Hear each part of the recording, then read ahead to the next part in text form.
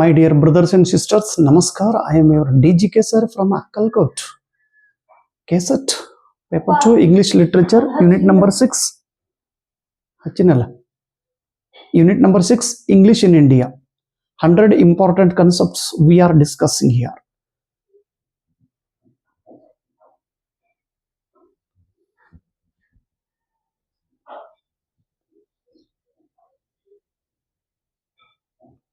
Please write down the points in your notebook. Then read one time or two times. Automatically you will understand. You know that I spent my time on collecting and writing and editing important points for you.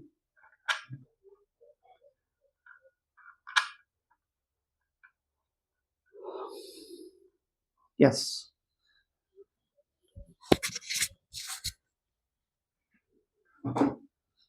Karunadike Namaskara.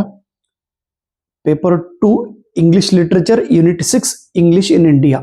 We are discussing very important points about English in India. 100 important concepts are there. Now, Shri Aurobindo ಅನ್ನೋರು ನಮ್ಮ ಭಾರತ ದೇಶದ ಬಹಳಷ್ಟು ಪ್ರತಿಭಾವಂತ ಲೇಖಕರು ಇವರು. ಅದರ ಮುಂದೆ ಆಧ್ಯಾತ್ಮಿಕದೊಳಗೆ ಪರಿವರ್ತನೆಯಾಗಿ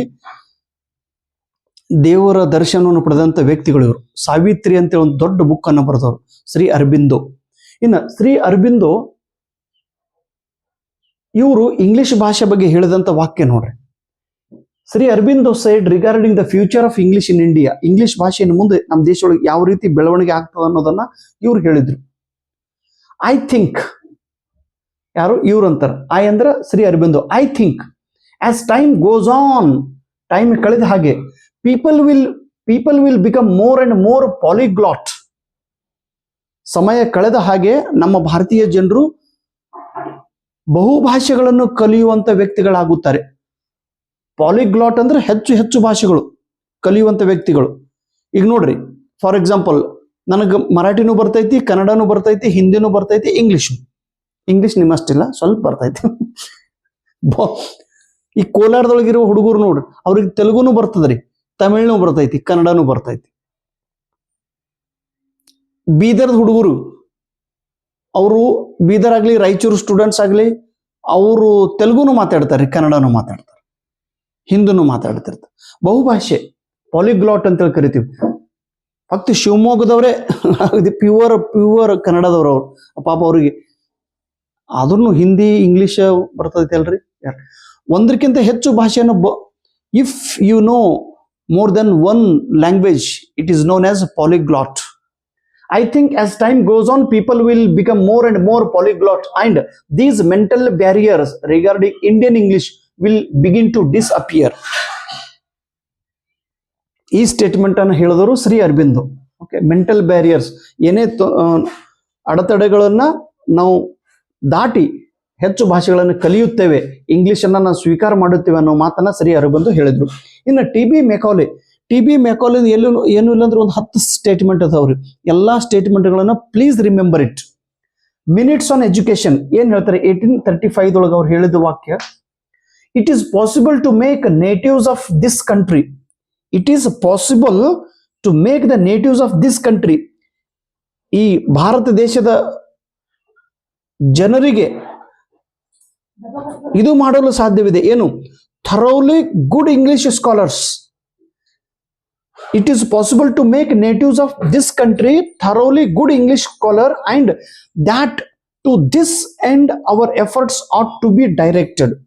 ಈಗ ನಾವು ಏನೇ ಕೆಲಸ ಮಾಡಿದ್ರು ನಮ್ಮ ಕೆಲಸದಿಂದ ಭಾರತೀಯ ಜನರ ಇಂಗ್ಲಿಷ್ ಭಾಷೆಯನ್ನು ಕಲಿಸಿ ಅವರಿಗೆ ಇಂಗ್ಲಿಷ್ ಸ್ಕಾಲರ್ ಮಾಡುವಂತ ಕೆಲಸ ನಾವು ಮಾಡಬೇಕು, ಇಂಗ್ಲಿಷದಲ್ಲಿ ಪ್ರಾವೀಣ್ಯತೆ ಹೊಂದುವಂತ ಕೆಲಸ ನಾವು ಮಾಡಬೇಕು ಅನ್ನೋ ಮಾತನ್ನ ಹೇಳಿದ್ದಾರೆ.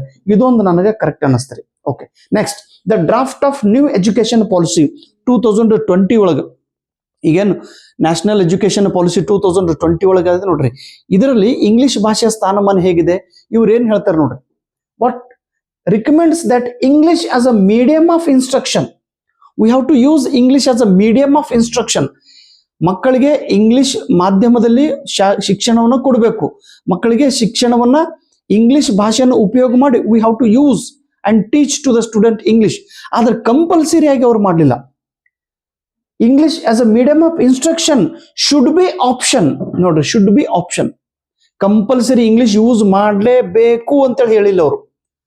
ಇಂಗ್ಲಿಷರ ಕಲಿಸ್ರಿ, ಕನ್ನಡದೊಳಗರ ಕಲಿಸ್ರಿ, ಮರಾಠಿ ಒಳಗರೆ ಕಲಿಸ್ರಿ, ಈ ಎದುರೊಳಗರೆ ಕಲಿಸ್ರಿ. ಕಲಿಸಿದ್ದು ಹುಡುಗರಿಗೆ ತಿಳಿಬೇಕು, ಅದು important.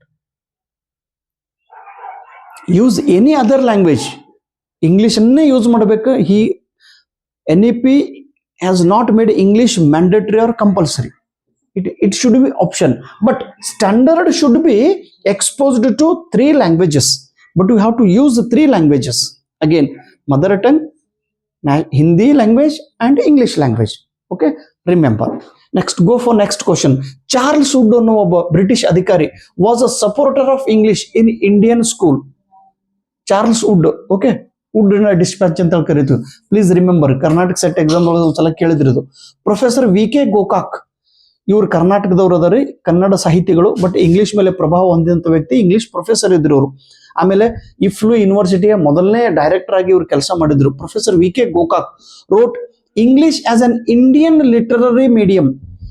English as an Indian literary medium or an artificial look, especially when it was realized that the mother tongue satisfied the inner urge for expression better than any other medium. Wrote English as an Indian literary medium or an artificial look. We are using English, but it is, our English is an artificial English, especially when it was realized that the mother tongue satisfied the inner urge.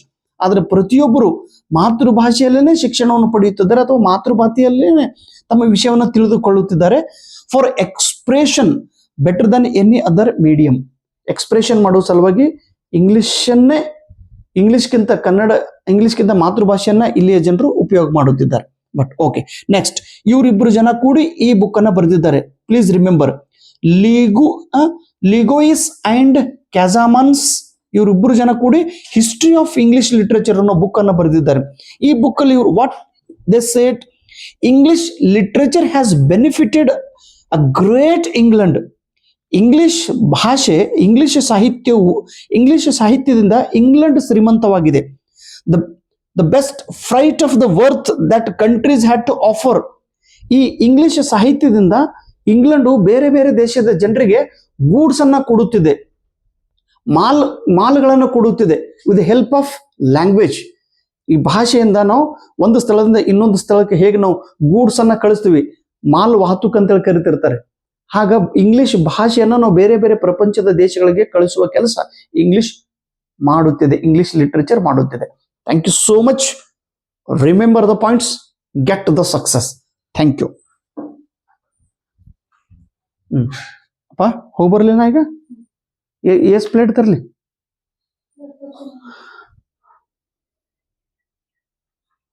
ನೀನೇ ಹೇಳಿ, ಎಷ್ಟು plate ತರಲಿ?